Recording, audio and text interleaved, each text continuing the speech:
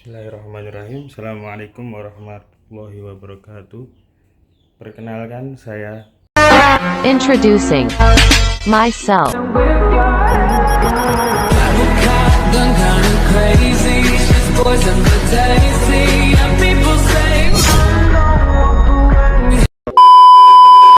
Assalamualaikum warahmatullahi wabarakatuh. Di sini saya akan menjelaskan mengenai keterampilan berbahasa, yaitu adalah keterampilan berbicara. Pengertian dari keterampilan berbicara merupakan salah satu alat komunikasi yang paling efektif. Hal ini bisa mendorong manusia untuk belajar berbicara dan membuktikan bahwa berbicara akan lebih efektif dibandingkan dengan bentuk-bentuk komunikasi yang lain. Dalam kompetensi umum mata pelajaran bahasa Indonesia, berbicara mengungkapkan indikator-indikator yang berhubungan dengan mengungkapkan gagasan, menyampaikan sambutan, berbitato atau berdialog, menjelaskan, mendeskripsikan, dan percakapan yang lainnya yang hanya menyangkut dalam pembelajaran saja.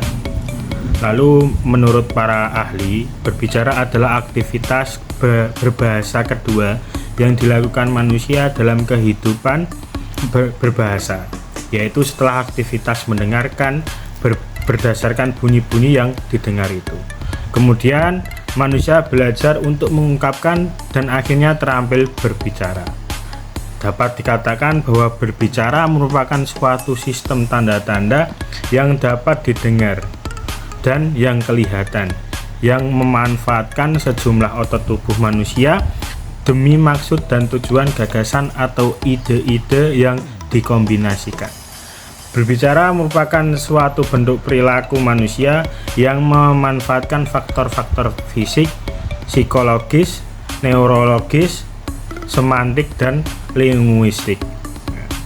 Berbicara bisa diartikan juga sebagai suatu alat untuk mengkombinasikan gagasan-gagasan yang disusun serta mengembangkan sesuai dengan kebutuhan-kebutuhan sang pendengar atau penyimak.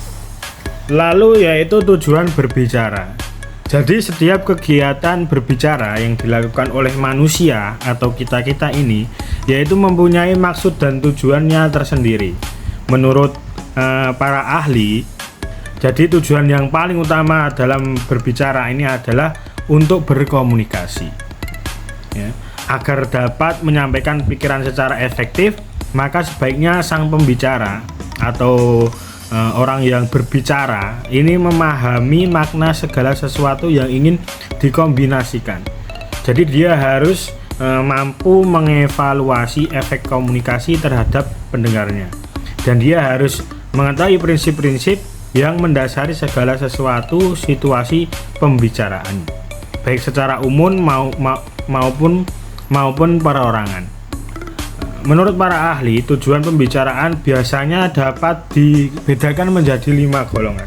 Yang pertama menghibur, yang kedua menginformasikan, yang ketiga menstimulasi, yang keempat meyakinkan, dan yang kelima yaitu menggerakkan. Pembahasan yang ketiga yaitu adalah jenis-jenis berbicara. Jadi berbicara tersendiri ini memiliki jenis-jenisnya, yaitu yang pertama berbicara berdasarkan tujuannya, yaitu bisa berbicara memberitahukan, melaporkan, dan menginformasikan. Dan yang lainnya yaitu berbicara untuk menghibur. Lalu yang kedua ini berbicara berdasarkan situasinya, bisa berbicara formal atau berbicara informal. Yang ketiga yaitu berbicara berdasarkan cara penyampaiannya. Jadi berbicara bisa berbicara mendadak, berbicara berdasarkan catatan atau berdasarkan hafalan, dan juga berdasarkan naskah. Lalu yang keempat yaitu berbicara berdasarkan jumlah pendengarnya. Pengertiannya yang saat pertama berbicara antar pribadi, yang kedua bisa berbicara dalam kelompok kecil, Dan yang ketiga, berbicara dalam kelompok besar. Pembahasan yang berikutnya yaitu faktor penunjang pada kegiatan berbicara. Nah, sebagai berikut meliputi 1. Ketepatan ucapan. Yang kedua, penempatan tekanan nada, sendi dan durasi yang sesuai. Yang ketiga, pemilihan kata.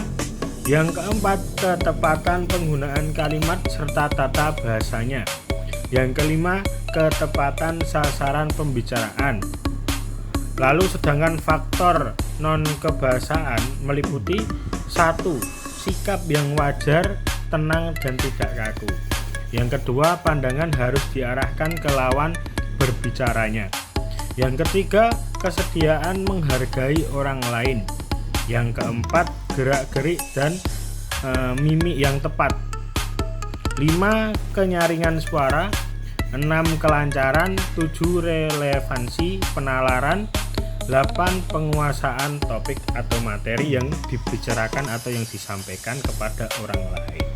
Faktor-faktor yang mempengaruhi kegiatan berbicara adalah faktor urutan kebahasaan atau linguistik dan non-kebahasaan non-linguistik. Lalu materi selanjutnya yaitu faktor penghambat kegiatan berbicara. Jadi dalam proses komunikasi ini mengalami gangguan yang mengakibatkan pesan yang diterima oleh pendengar tidak sama dengan apa yang dimaksud atau yang disampaikan oleh pembicara. Meliputi 3 faktor. Yang pertama, faktor fisik, yaitu faktor yang ada pada partisipan sendiri dan faktor yang berasal dari luar partisipan. Lalu yang kedua, faktor media, yaitu faktor linguistik dan faktor non-linguistik. Misalnya lagu, irama, tekanan, ucapan, isyarat, gerak bagian tubuh.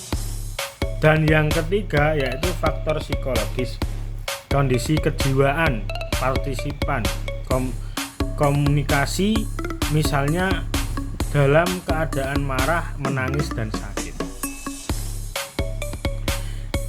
Dan mungkin itu saja yang bisa saya sampaikan.